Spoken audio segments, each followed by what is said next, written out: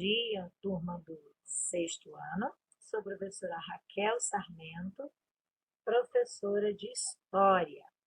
E hoje nós estudaremos o capítulo 8 do nosso livro, turma. Vamos lá?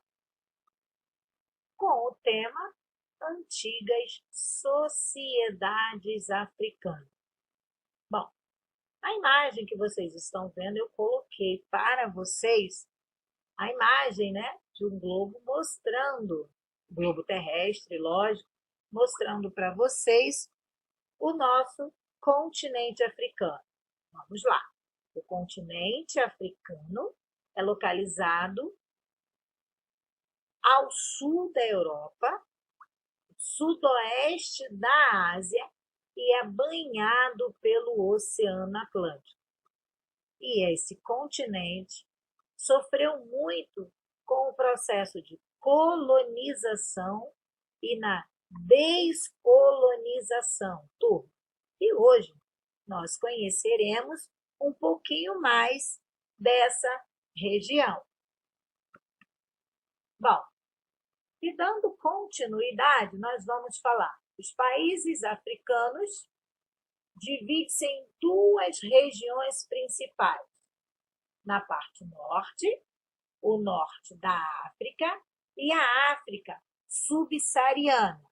É uma regionalização nesse primeiro mapa que vocês estão vendo aqui na tela de vocês.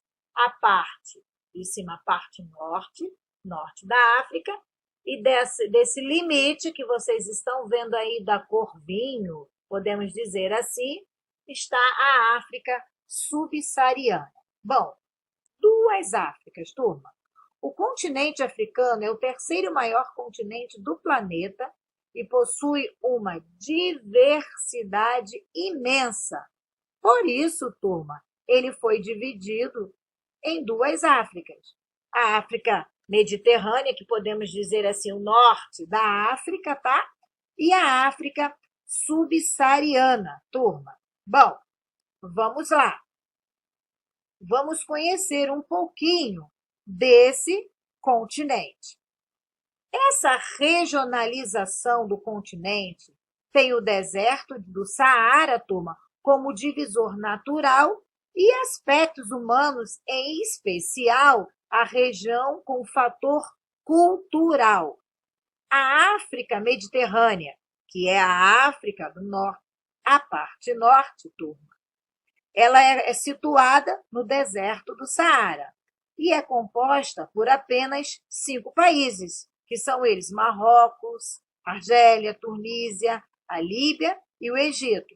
Lógico, além do território do Saara e o chamado Saara Ocidental. Já a África subsaariana, que é abaixo desse limite, turma. Vamos lá. Ela compreende toda a área localizada ao sul do Saara, correspondendo, mais ou menos, turma, a 75% do continente.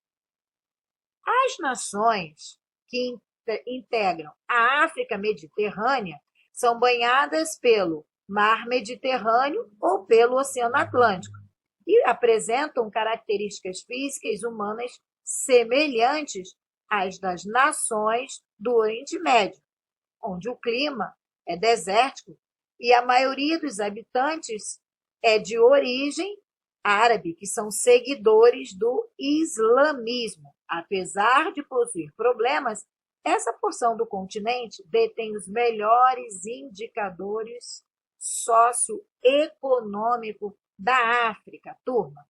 Bom, vamos lá. Com a população já a África subsaariana, com a população majoritariamente negra, apresenta grande diversidade cultural também. A pluralidade religiosa, turma, é uma característica dessa porção continental, onde há cristãos, muçulmanos, judeus, além de várias crenças tradicionais.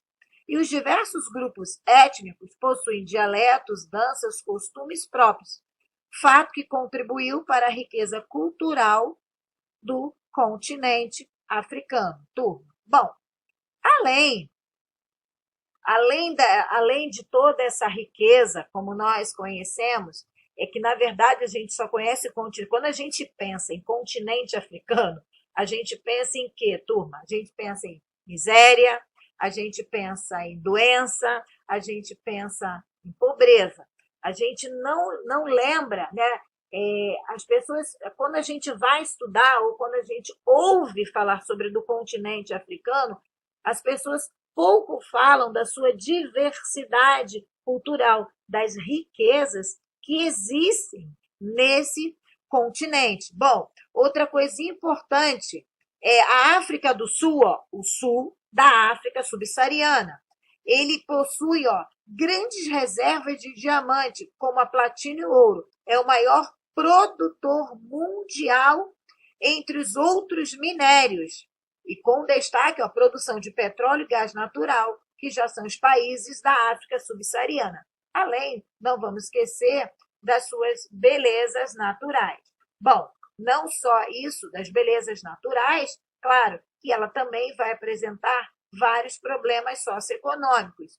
E os organismos, né, os internacionais, eles tentam desenvolver uma política que possam vir a ser mais eficaz para solucionar problemas de fome, que castiga esse vasto continente, a desnutrição, né, as guerras entre os próprios povos que ali vivem nessa região. Então, quando se fala do continente africano, a gente não vai só falar de miséria, de pobreza e de fome. Existem também as riquezas naturais dessa região tão grande do nosso planeta Terra. Bom, e aí, além disso tudo, dela estar dividida, tá, turma? Na África do Norte, e a África subsaariana, ela também está dividida em América Central, África Central, África Meridional, África Setentrional, África Ocidental e África Oriental, turma. E ao lado, nós temos aqui o nosso mapa político do continente africano. Ela é composta por 54 países, sendo 4 continentais e 6 insulares, turma. E vamos lá, dando continuidade. Bom, como eu falei para vocês, regiões do continente africano. Então, uma legenda bem legal, dá para vocês verem, perceberem a divisão dessas regiões no continente africano. A África Setentrional, a África Ocidental, a África Central, a África Oriental e a África Meridional. Bom, a África divide-se, como eu mostrei aí, em 5 grandes regiões. Sabemos que o continente africano apresenta grande diversidade, assim como a sua extensão, a diversidade cultural, étnica, religiosa e política. Por isso que eu disse, na primeira parte da aula, não é só a miséria, fome, guerra, problemas sociais, problemas políticos, econômicos. Ela possui uma grande diversidade devido à sua grande extensão. Ok, turma? Vamos lá? Bom, vamos ver. Diferentes organizações sociais e políticas. Turma, vamos ver.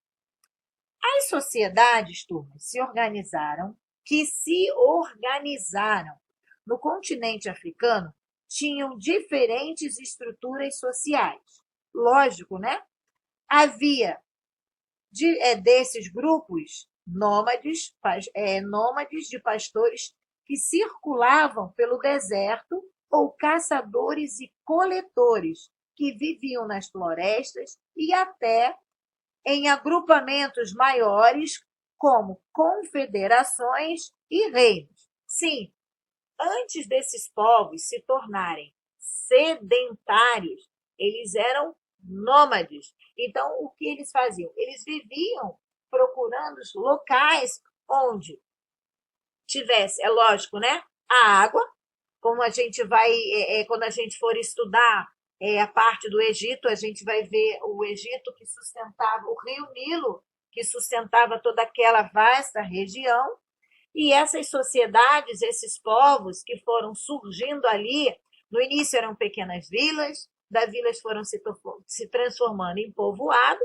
e foram se transformando em grandes cidades. Então, elas passam a ter a sua organização política. Bom, e também, turma, apesar das diferenças, todos esses grupos se organizavam na base de fidelidade ao chefe nas relações de parentesco, com certeza.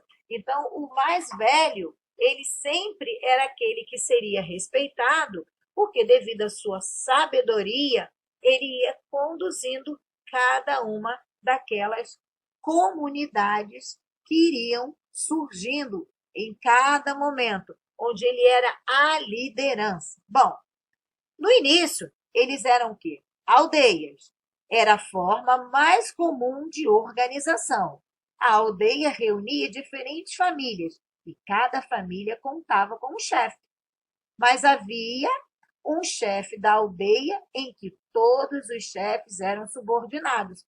Era o que? Sempre o mais velho que conduziam, que orientavam todo o resto da comunidade, daquele povoado que vivia naquela região. Bom, mais tarde, o que ele vai acontecer? Vão surgir as confederação, né? As confederações de aldeia. Eles vão se tornar o quê? Um confederado. Várias aldeias podiam estar articuladas entre si, constituindo uma confederação. Nesse caso, os chefes das diferentes aldeias da confederação formavam um conselho que era encarregado de decidir as questões que afetavam todas elas.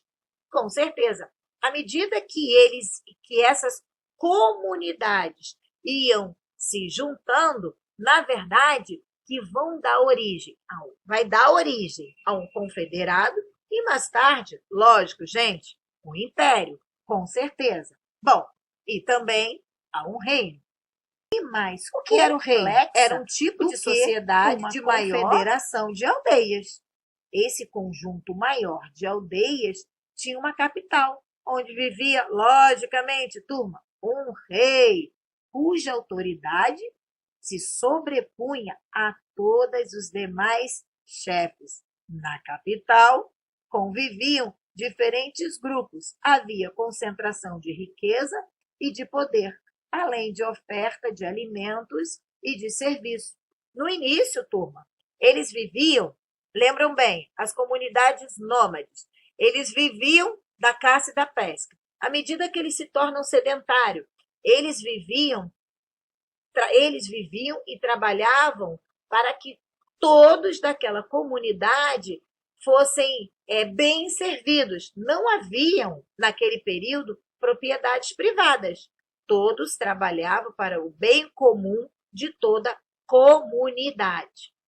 Mas como cada uma dessas aldeias tinha o seu chefe, o chefe político, o chefe religioso, com o tempo vai se tornar a confederação. E mais tarde, origem ao reino, surge a figura do rei, onde ele vai se tornar o quê? Ter o poder absoluto, onde ele vai se tornar o chefe político, militar e, com certeza, gente, religioso.